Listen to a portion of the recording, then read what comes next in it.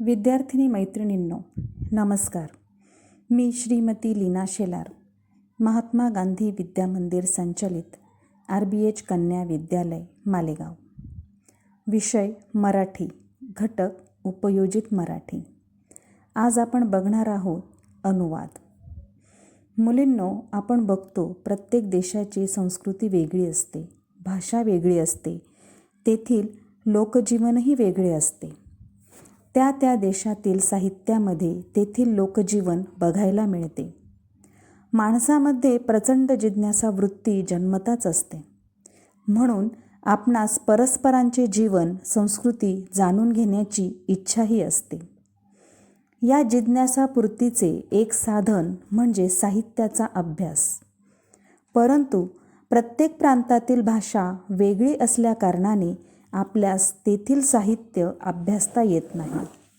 अशा वेळी मार्ग असतो तो अनुवादाचा.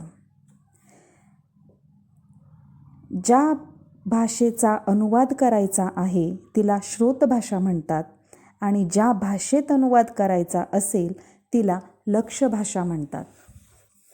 पूर्वी संपर्काची साधने मर्यादित होती, तसेच अनुवादाचे कामही मर्यादित स्वरूपात होत होते. आज विज्ञान तंत्रज्ञानाच्या प्रगतीमुळे जग जवळ आले आहे. तसेच ज्ञानाच्या विस्फोटाने विज्ञान, तंत्रज्ञान आणि साहित्य तसेच अन्य क्षेत्रातील माहितीच्या देवाणघेवाणीची गरज फार मोठ्या प्रमाणात वाढली आहे. त्यामुळे अनुवादाच्या कार्याला आता खूप महत्त्व प्राप्त झाले आहे आणि अनुवादकांना अनेक संधीही उपलब्ध होत आहेत. अनुवाद या शब्दाची फोड केली तर अनु म्हणजे मागाहून, वाद हे वद या धातूचे रूप आहे. अर्थात मागाहून सांगितलेले असा अनुवाद या शब्दाचा अर्थ होतो. अनुवाद म्हणजे एकदा एका भाषेत व्यक्त झालेला आशय पुन्हा दुसऱ्या भाषेत व्यक्त करणे. काही वेळा काही कथा बोलीभाषेच्या रूपाने एका पिढीकडून दुसऱ्या पिढीकडे पोहोचवल्या जातात. उदाहरणार्थ इसापनीती, पंचतंत्र याला मौखिक भाषा असेही म्हणतात. ज्येष्ठ भाषा अभ्यासक प्र.ना. परांजपे यांच्या मते अनुवाद म्हणजे मौखिक किंवा लिखित भाषेच्या माध्यमातून एकदा व्यक्त झालेल्या आशयाची त्याच भाषेच्या किंवा दुसऱ्या एखाद्या भाषेच्या माध्यमातून पुन्हा केलेली मौखिक किंवा लिखित अभिव्यक्ती होय. अनुवाद ही जशी दोन भाषांमधील आंतरक्रिया असते, तशीच ती दोन संस्कृतींमधीलही आंतरक्रिया असते. त्या भाषांपैकी ज्या भाषेतल्या मजकुराचा अनुवाद करायचा त्या भाषेला मूळ भाषा अथवा श्रोतभाषा, सोर्स लँग्वेज असे म्हणतात. तर ज्या भाषेत अनुवाद करायचा असेल तिला लक्ष्य भाषा म्हणजेच टार्गेट लँग्वेज असेही म्हणतात. प्रत्येक भाषेला एक परंपरा असते आणि त्या भाषेतील साहित्यात ज्ञानभांडाराचे संचितही असते. त्यामुळे अनुवाद करणे म्हणजे एखाद्या साहित्यकृतीचे शब्दशः भाषांतर करणे नव्हे, तर मूळ साहित्यकृतीमधील सांस्कृतिक, सामाजिक वातावरण, विचार आणि भावभावना दुसऱ्या भाषेतील वाचकांपर्यंत संक्रमित करणे होय. अनुवादाचे क्षेत्र पूर्वी प्रामुख्याने साहित्यापुरते मर्यादित होते. त्याच्या जोडीला विज्ञान, तंत्रज्ञान आणि उद्योगविषयक साहित्याचे गरजेनुसार अनुवाद होत होते. आता अनुवादाचे क्षेत्र विस्तारत आहे. रेडिओ, दूरचित्रवाणी, चित्रपट या माध्यमातून अनुवादाच्या मोठ्या संधीही उपलब्ध होत आहेत. अनेक आंतरराष्ट्रीय दूरचित्रवाणी वाहिन्या विविध प्रादेशिक भाषांमध्ये प्रसारण करू पाहत आहेत. त्यांना चांगले अनुवादक हवे असतात. बहुराष्ट्रीय कंपन्या व्यापाराच्या निमित्ताने जगभर पोहोचत आहेत. प्रसार आणि जाहिरात कार्यासाठी त्यांना स्थानिक भाषांमधील अनुवादाची गरज भासत आहे. शिक्षण क्षेत्राचा विस्तार होत आहे. जगभरात होत असलेला ज्ञानाचा विस्फोट शिक्षणाच्या माध्यम भाषांमधून पोहोचवण्यासाठी तज्ज्ञ अनुवादकांची गरज आहे. त्यामुळे अनुवादाच्या क्षेत्रांमध्ये व्यवसायाच्या अनेकानेक संधी उपलब्ध होत आहेत. भाषा आणि समाज या एकाच नाण्याच्या दोन बाजू आहेत. समाजात राहणे, एकमेकांशी संपर्क साधणे या मानवी गरजा आहेत. या गरजांची पूर्तता भाषा करते. कोणतीही भाषा आपल्यासमोर दोन स्वरूपात येत असते, मौखिक भाषा आणि लिखित भाषा. आपल्या मनातील विचार, भावना, कल्पना आपण भाषेच्या माध्यमातून व्यक्त करत असतो. समाजात चांगले विचार, मूल्ये साहित्याच्या माध्यमातून रुजवणे भाषेचे महत्त्वाचे कार्य ठरते. भारतातील आणि जगभरातील विविध भाषांमध्ये उत्तम दर्जाची साहित्य निर्मिती होत आहे. साहित्यातील अनुभव विश्वाची विविधता, व्यापकता जाणून घ्यायची असेल तर अनुवादाच्या मार्गाने जावे लागेल. मनुष्याने विचार करायला सुरुवात केली तेव्हापासून तो अनुवादही करायला लागला. भाषांतर म्हणजे एका भाषेतील आशय जसाच्या तसा दुसऱ्या भाषेत नेणे किंवा आशयाचे भाषिक स्थलांतरण करणे होय.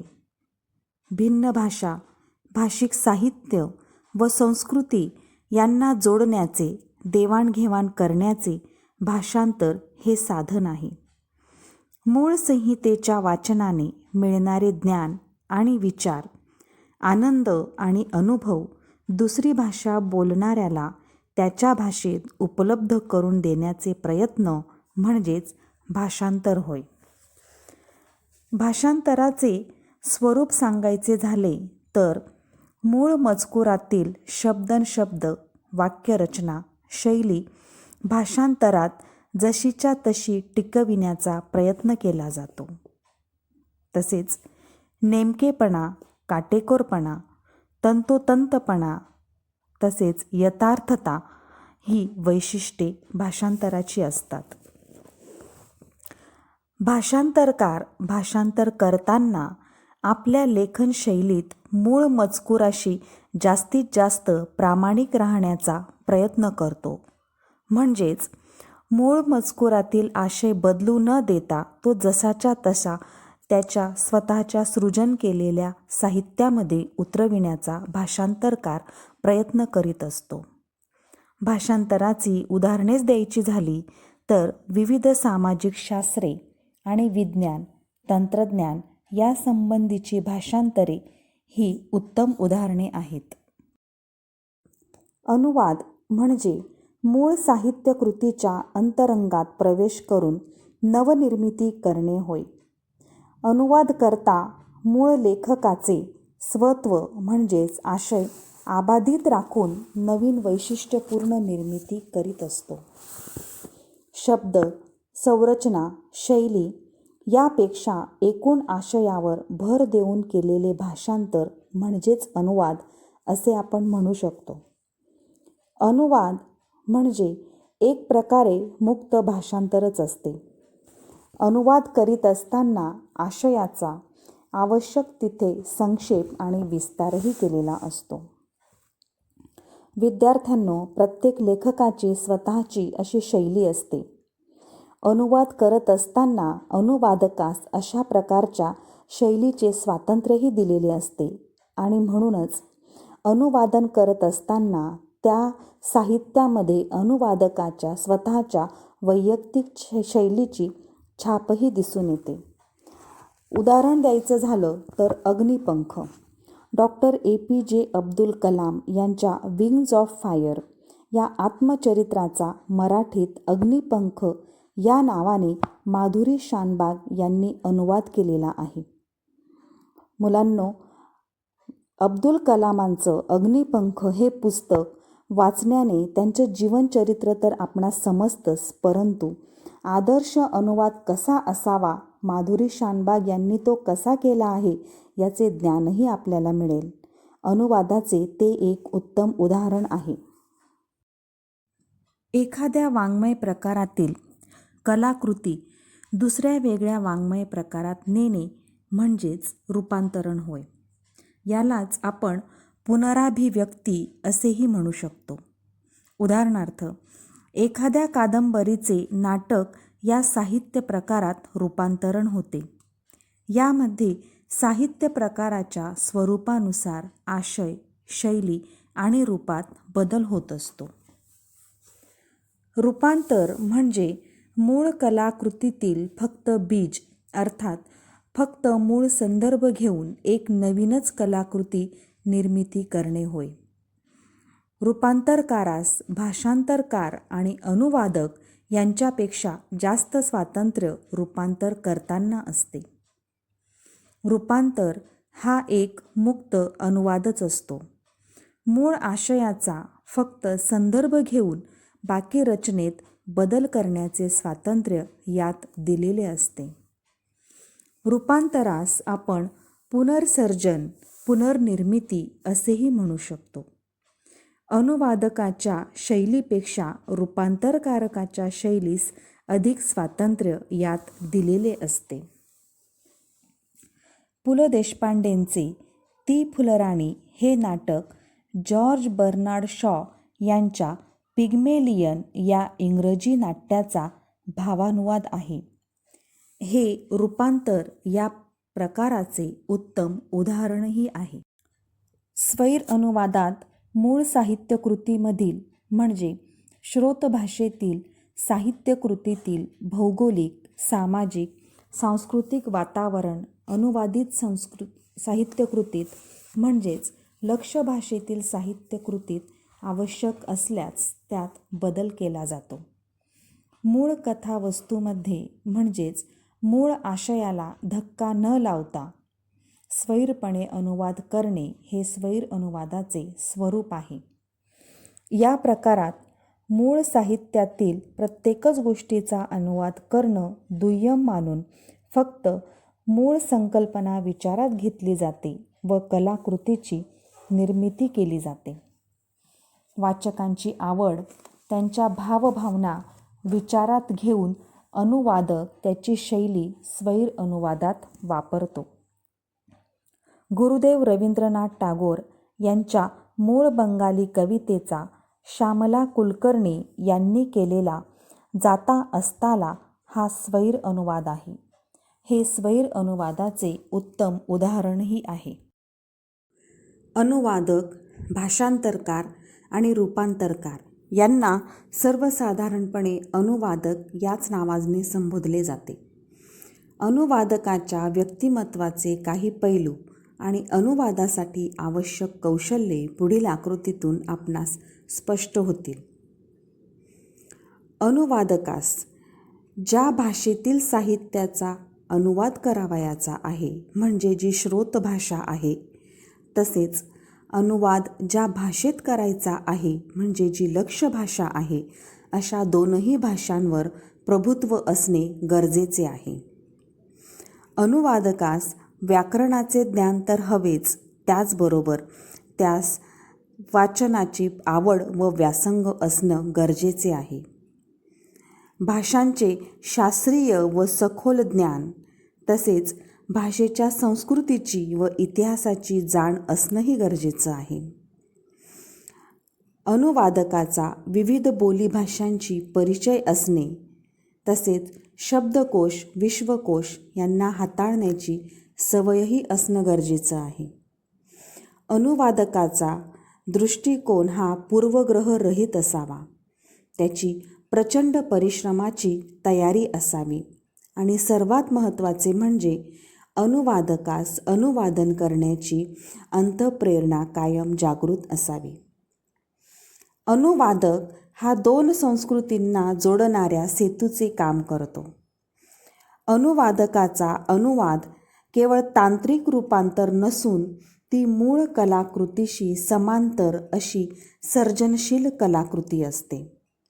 म्हणूनच अनुवाद करणे हे कौशल्याचे मानले जाते व हेच कौशल्य अनुवादकाच्या व्यक्तिमत्वाचा भाग बनते. मूळ साहित्याचा समर्थ ताकदीने केलेला अनुवाद हा अधिकाधिक रसिक वाचकांपर्यंत पोहोचवून अपेक्षित परिणाम साधला जातो. या दृष्टिकोनातून अनुवादकाची भूमिका महत्त्वाची ठरते. उत्कृष्टता आणि गरज हे निकष लावूनच अनुवादासाठी साहित्याची निवड करावी लागते. अनुवादासाठी निवडलेली कलाकृती जेवढी लोकप्रिय, उत्कृष्ट, तेवढी अनुवादकाची जबाबदारी वाढते. अनेक संदर्भाधिष्ठित शब्दांचा अनुवाद करताना बरेचदा पर्यायी शब्दांचा वापर करावा लागतो.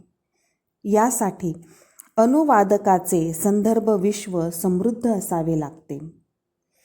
अनुवादकाला केवळ प्रमाण भाषेचे ज्ञान असून चालत नाही, तर त्याला बोलीभाषांचे ज्ञानही असावे लागते. एकाच शब्दासाठी परभाषेत असलेले अनेक शब्द, त्यांचे विशिष्ट संदर्भातील विशिष्ट अर्थ व अर्थछटा यांची समज अनुवाद लेखनात महत्त्वाची ठरते.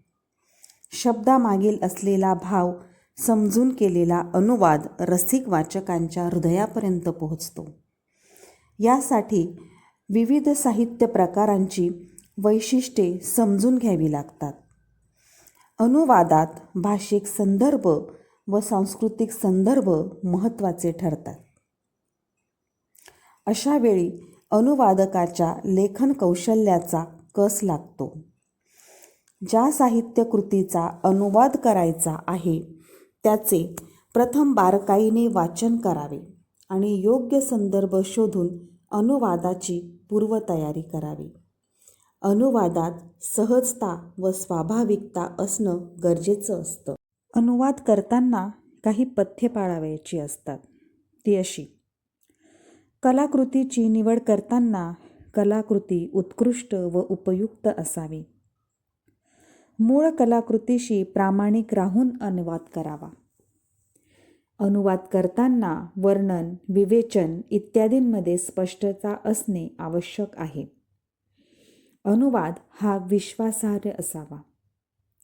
पूर्वग्रहित दृष्टिकोन न ठेवता कलाकृतीला न्याय देणे अपेक्षित आहे. स्वतःच्या विचारांचे, मूल्यव्यवस्थेचे रोपण कलाकृतीवर करू नये. अनुवाद करताना श्रोतभाषा व लक्ष्यभाषा यांच्या व्याकरणाची उत्तम समज असावी. अनुवाद वाचकांना समृद्ध करणारा असावा. मूळ कलाकृतीतील स्थळे, वृत्तपत्रे, मासिके इत्यादींच्या मूळ नावांचा अनुवाद करू नये. कलाकृतीचे स्वरूप आणि अनुवादकाची गरज लक्षात घेऊन अनुवाद स्वैर असावा की शब्दशः हे ठरवले जावे. अनुवादात भाषेचे महत्त्व. दैनंदिन जीवन व्यवहारात आपण प्रमाण भाषेपेक्षा बोलीभाषेचाच वापर अधिक करीत असतो. प्रमाण भाषा आणि बोलीभाषा यांच्या वापरातील अनुवादकाची भूमिका खूप महत्त्वाची आहे. कलाकृतीचा बाज सांभाळून अनुवादकाने आपली भूमिका मांडावी. ग्रामीण कादंबरीचा अनुवाद करताना प्रमाण भाषेचा अट्टाहास करू नये. अनुवादकाला कालखंडाचे, सांस्कृतिक संदर्भांचे ज्ञान असावे. भिन्न भिन्न बोलींचा, तत्कालीन सांस्कृतिक संदर्भांचा अनुवादकाने अभ्यास करणे गरजेचे आहे. थोडक्यात, अनुवादकाने कलाकृतीच्या प्रत्येक पैलूचा विचार करावा. मुद्रित साहित्याच्या अनुवादाची कार्यक्षेत्रे. वृत्तपत्रे, अन्य प्रसारमाध्यमे, न्यायालये, इतर सरकारी संस्था इत्यादी ठिकाणी अनुवादकांची गरज असते. भाषांतर, रूपांतर आणि अनुवादाच्या कामासंदर्भात आंतरजालाच्या माध्यमातून निविदा मागविल्या जातात. ऑनलाईन कामे व ऑनलाईन मानधन असे काहीसे स्वरूप या क्षेत्रातील कामासंदर्भात पुढे येत आहे. अनेक दर्जेदार साहित्यांचे अनुवाद विविध भाषांत करण्याची संधीही उपलब्ध होत आहे. ही अनुवादाची कार्यक्षेत्रे आपण बघू. शिक्षण क्षेत्र. शिक्षण क्षेत्रामध्ये अनुवादाला विशेष महत्त्व प्राप्त झालेले आहे. उदाहरणार्थ कला, वाणिज्य, विज्ञान, तंत्रज्ञान, अभियांत्रिकी, गृहविज्ञान इत्यादी. वैद्यकीय क्षेत्र, औषधांसोबत असणारे माहिती पत्रक रुग्णांच्या सोयीसाठी त्यांच्या भाषेत उपलब्ध करून देणे.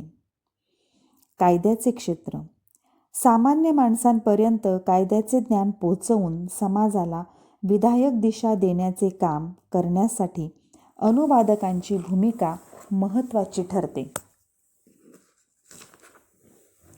पर्यटन सेवा, देशी विदेशी पर्यटकांना पर्यटन स्थळांची माहिती व महती समजण्यासाठी अनुवादकांची गरज भासते. प्रसार माध्यमे, समाज संपर्काची महत्त्वाची साधने म्हणून नियतकालिके, रेडिओ, दूरदर्शन, चित्रपट यांच्याकडे बघितले जाते. प्रसार माध्यमांचा साध्य स्थितीतील वाढता प्रसार बघता या संदर्भात अनुवादाच्या क्षेत्रासाठी मोठी संधी उपलब्ध आहे. अन्य क्षेत्रे, जाहिरात क्षेत्र, प्रशासन, उद्योग, व्यापार, सांस्कृतिक क्षेत्र, क्रीडा तसेच आकाशवाणी, दूरदर्शन, चित्रपट, बँक आणि दैनंदिन व्यवहार इत्यादींमध्येही अनुवादाची नितांत गरज निर्माण झालेली दिसून येते. एका भाषेतील प्रतिपादनाचे दुसऱ्या भाषेत सलग व यथार्थ असे मौखिक रूपांतर म्हणजेच मौखिक अनुवाद होय. मौखिक अनुवादाची कार्यक्षेत्रे आपण बघू. दुभाषक म्हणजे ट्रान्सलेटर. व्यवसाय क्षेत्रात दुभाषक म्हणून मोठ्या संधी आहेत. शासकीय भेटीत परदेशात दुभाषकाची गरज असते. आंतरदेशीय सामायिक योजना राबवताना दुभाषक महत्त्वाचा असतो.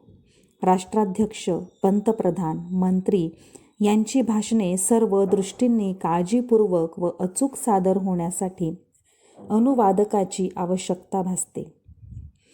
विमानतळ, रेल्वे स्टेशन, अतिथीगृहे, दूरध्वनी, प्रवासी आवक जावक अशा ठिकाणी योग्य पद्धतीने माहितीचा प्रसार होण्यासाठी अनुवादकाची गरज असते. समूह दूरभाष म्हणजे कॉन्फरन्स इंटरप्रिटेशन. यात कॉन्फरन्स कॉलसाठी अनुवादकाची भूमिका अतिशय महत्त्वाची असते. अतिशय जलद गतीने भाषिक व्यवहार हे संगणकामार्फत साधता येतात. इंटरनेट हे या दृष्टीने उपयोगी आहे. तंत्रज्ञान, तंत्रज्ञ, परदेशी भांडवल, सल्लागार यांच्या मदतीने व सहभागाने देशात खाजगी व सरकारी क्षेत्रात मोठ्या प्रमाणात औद्योगिक, व्यापारिक, सांस्कृतिक इत्यादी प्रकल्प राबवले जातात. यामधील चर्चांमध्ये दुभाषकाची म्हणजे ट्रान्सलेटरची गरज भासते. गुगल अनुवादक म्हणजे गुगल ट्रान्सलेटर. संगणकाच्या या माध्यमातून अनुवाद प्रक्रिया सोपी झाली आहे, परंतु त्यातील अचूकतेची खात्री मात्र देता येत नाही. विद्यार्थ्यांनो, भावी काळात अनुवाद लेखन क्षेत्रात रोजगाराच्या अनेक संधी उपलब्ध होणार आहेत. म्हणून उपयुक्तता लक्षात घेऊन या घटकाचा अभ्यास करा. भाषांच्या अभ्यासाची आवड आणि साहित्य निर्मितीकडे विशेषतः अनुवादाकडे कल असलेल्या विद्यार्थ्यांना या क्षेत्रात खूप संधी आहेत. अनुवाद हे कौशल्यपूर्ण काम आहे. सांस्कृतिक आदानप्रदान खऱ्या अर्थाने अनुवादातच घडत असते. मला खात्री आहे या व्हिडिओमधून अनुवाद कसा करावा, त्याचे प्रकार काय, त्याची कार्यक्षेत्रे कोणती व भविष्यात त्याची उपयुक्तता काय आहे याचे ज्ञान तुम्हाला नक्की मिळाले असेल. पुन्हा भेटू पुढच्या व्हिडिओमध्ये. धन्यवाद.